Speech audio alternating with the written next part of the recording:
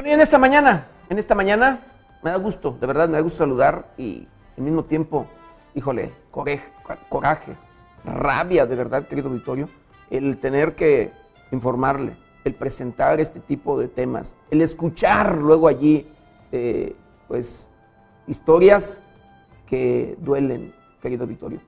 Luego esto por la falta de atención, por la falta de autoridades que realmente se comprometan y hagan su trabajo, porque impera la corrupción.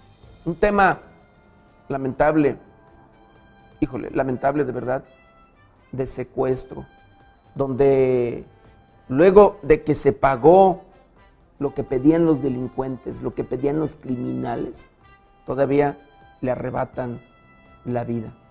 Es triste y lamentable que la justicia, incluso en estos casos, no exista.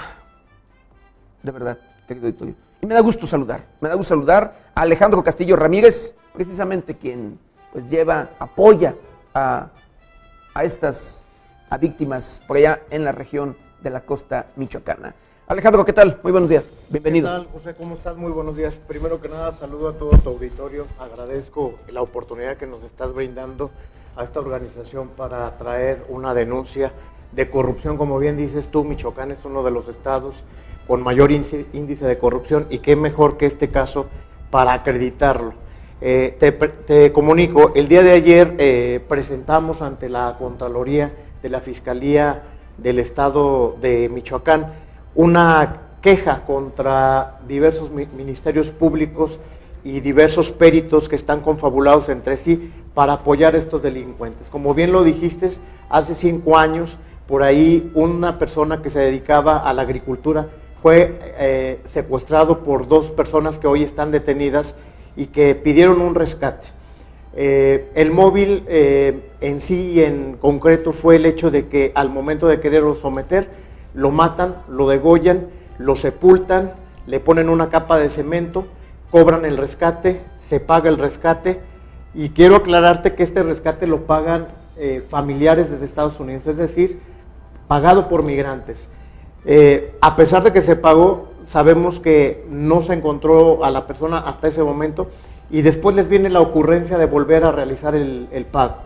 Cuando vuelven a realizar el pago, la familia acude a la Fiscalía Especializada en Secuestros aquí en la capital, quien despliega un operativo y gracias a ese operativo logran detener a 2 presuntos responsables, quienes fueron presentados a la gente del Ministerio Público, mismos que fueron consignados ante un juez.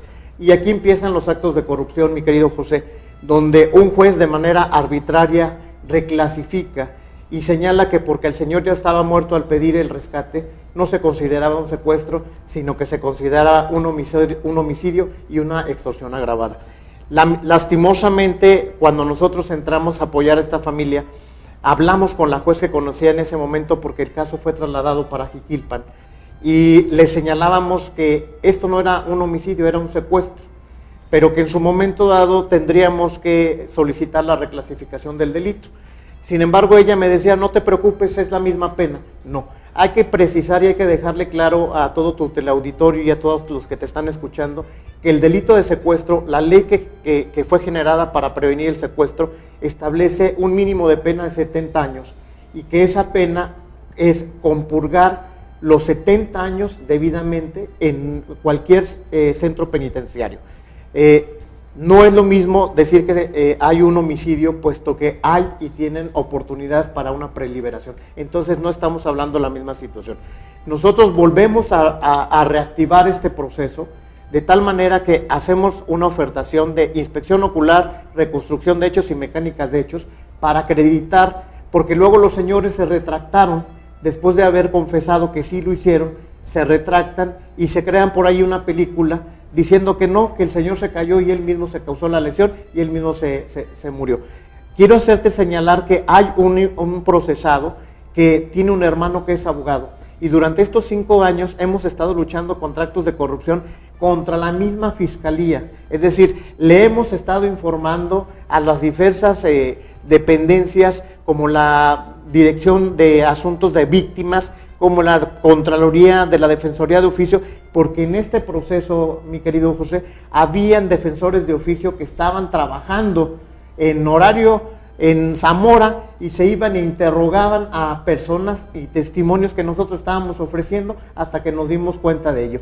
Han pasado más de 3 años y esta Contraloría Interna, la Contraloría de Gobierno del Estado, no nos ha dado respuesta de este acto de corrupción que está demostrado porque los defensores de oficio firmaron y está fehacientemente asentado dentro del expediente del proceso que ellos estaban defendiendo cuando no lo podían hacer.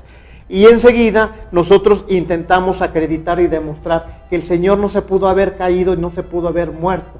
La inspección ocular nosotros la llevamos con un objetivo de decirle al juez, conozca el lugar, usted de manera directa, para que vea que es un espacio pequeño donde nada más caben 3 personas y que eran 2 personas jóvenes contra un señor adulto que sometieron y a quien lo privaron de la vida para poder cobrar ese rescate. Después, una reconstrucción de hechos para el asunto de la movilidad, de cómo ocurrieron el caso, y luego al final una mecánica de hechos que, tomando en cuenta todo el expediente, debieron haber ellos concluido que efectivamente los 2 intervinieron dentro del secuestro y que los 2 intervinieron para producirle la muerte a la persona. ¿Con qué nos estamos encontrando, mi querido José? Nos estamos encontrando nada más ni nada menos que con actos de corrupción. Los peritos de la Fiscalía que ya están denunciados, que ya están en la queja, han estado tomando sus propios peritajes, pero para defender a los procesados. Es decir, hay una intención subjetiva de lo que está dentro de los peritajes.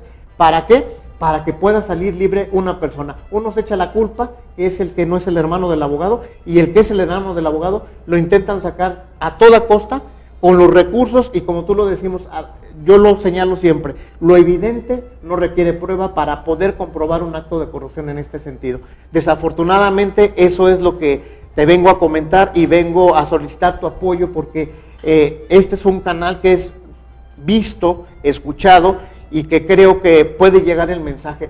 Agotamos toda la instancia a través de la Cámara de Diputados, de los senadores, aquí en la presidencia del Supremo Tribunal, pero la respuesta siempre ha sido la misma. Dejemos que el juez resuelva, y mientras tanto, las víctimas que sigan sufriendo, las víctimas que sigan con su dolor, las víctimas que acudan y vean constantemente a las personas que privaron de la vida a un señor que generaba 100 fuentes de empleo de manera permanente y que lo único que hizo es tener una amistad con estas personas, y que hoy por hoy un secuestro con un acto de corrupción y con omisiones de diversos ministerios públicos que, debiendo interrogar y debiendo desacreditar estos peritajes, guardan silencio. Entonces estamos hablando de un sentido de complicidad entre ellos. Es eso lo que me trae aquí, José. Oye, Alejandro, a ver, me llama la atención que yo seguramente de que ya había peritajes. En un inicio seguramente hubo peritajes que se hicieron y que se tomaron en cuenta en un determinado momento para judicializar, bueno, no judicializar porque este es un tema del viejo sistema aquí en nuestro país, todavía como averiguación previa. Pero me llama la atención que si ya había peritajes, ahora se están haciendo otros para reclasificarlo, cambiarle, beneficiar a un delincuente. Así es, estamos hablando que los peritos que estamos nosotros presentando una queja, lejos de tomar esos peritajes que ellos mismos armaron, porque la unidad de peritos pertenece a la Fiscalía, que ellos mismos son los que dijeron efectivamente esto ocurrió de esta manera, ellos no lo toman en cuenta y lo desechan y toman en cuenta solamente el dicho de las personas que son procesadas. Tú sabes que la mayoría de las personas que cometen un crimen tienen toda la posibilidad de mentir, y la única manera que nosotros tenemos para demostrarle al juez que son responsables es a través de conocimientos científicos, y esos conocimientos científicos son en donde nosotros evidentemente nos estamos dando cuenta que hay ahí algo turbio, donde se les está ofreciendo algún recurso y están lanzando opiniones subjetivas que no tienen nada que ver con el caso, es decir, se están extralimitando en la opinión, pero además no toman en consideración lo que su propia Fiscalía, lo que sus propios peritos hicieron con anterioridad, y con ello violan el debido proceso. Híjole, es preocupante lo que estás señalando, Alejandro, porque híjole, desgraciadamente es algo que se registra en nuestro país, es algo que se registra en el estado de Michoacán, triste y lamentable, que incluso estás hablando de, valga, juez que tiene el tema, reclasificar el delito cuando era secuestro en un inicio y por ellos mismos, valga así, pues judicializado, y que ahora resulta que lo cambie por extorsión, ¿no? Así es, lo cambian por homicidio y por extorsión. Y más allá, José, teniendo la obligación constitucional el Ministerio Público en el sistema inquisitorio mixto en el anterior, sencillamente no apela. Desde ahí nosotros empezamos a ver actos de corrupción. Es decir, es algo evidente. Los ministerios públicos en todo el país era siempre nuestro problema como abogados litigantes. De todo apelan.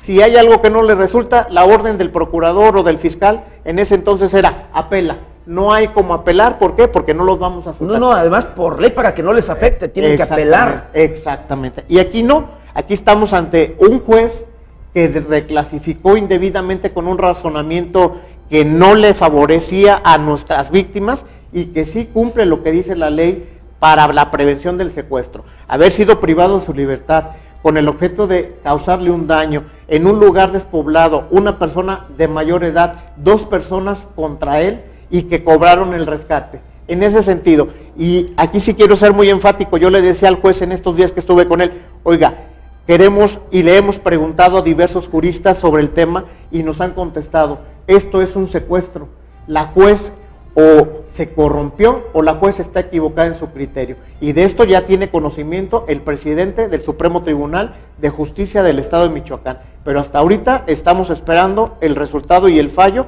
pero con todas estas irregularidades, José, no nos queda más que acudir a los medios para solicitar el apoyo y para que desenmascaremos de una vez por todas, en compañía de la Contraloría, que es nueva, estos actos de corrupción para que sean sancionados y destituidos, porque si han incumplido y han violentado la propia Constitución, no merecen ser peritos ni estar en la Fiscalía. Los familiares han tenido que acudir incluso a manifestarse con autoridades federales, con el propio secretario de Seguridad Pública y demás, para buscar precisamente pues que se escuchen y que se haga justicia. Así es, José, hemos recorrido, han sido revictimizados, hemos estado en la Comisión Nacional de Víctimas, hemos estado en el Senado de la República, hemos estado en diversos, en el Congreso, en la Cámara de Diputados, para pedir el apoyo, pero tú bien lo dices y lo confirmo yo, ellos están más preocupados por sus, vamos a decir, por sus granjas de aguacate, están más preocupados por sus viajes a España, están más preocupados, pero sí, van y nos visitan a Estados Unidos y allá nos prometen que México está funcionando de manera correcta y que no hay ningún problema, que estamos avanzando, cuando en realidad en México estamos teniendo este tipo de actos de corrupción que no podemos nosotros permitir, y máxime de que son víctimas, que son migrantes y que ni aún así el Instituto del Migrante de Michoacán ha intervenido para poder ayudar a estas personas. La Secretaría del Migrante, porque es una secretaría aquí en el estado de Michoacán. Alejandro, ¿algo más que agregar?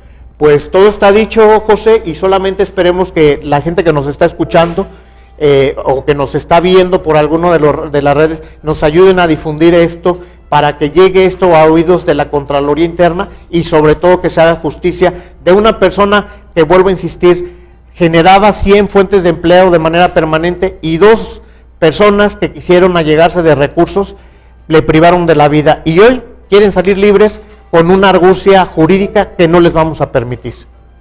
Es triste y lamentable, querido auditorio, el conocer estas historias, y lo digo de verdad, que donde se ve luego involucrada la autoridad, en todos los sentidos, autoridad ministerial, el tema de investigación, la autoridad judicial, y todos, y que no se haga justicia.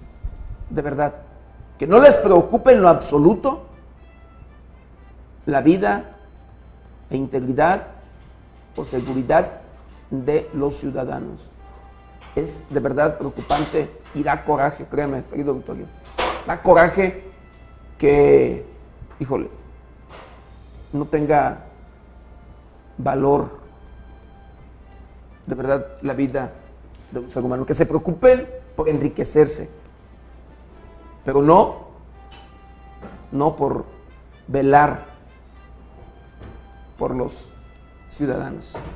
Ojalá y las autoridades judiciales, ahí está el presidente del Supremo Tribunal de Justicia del Estado de Michoacán y las diferentes autoridades involucradas en este tema, pues bueno, se pongan a trabajar y enderecen el tema, enderecen este asunto, porque no puede ser posible que se beneficie a un criminal, que se beneficie a los delincuentes en lugar de a la sociedad.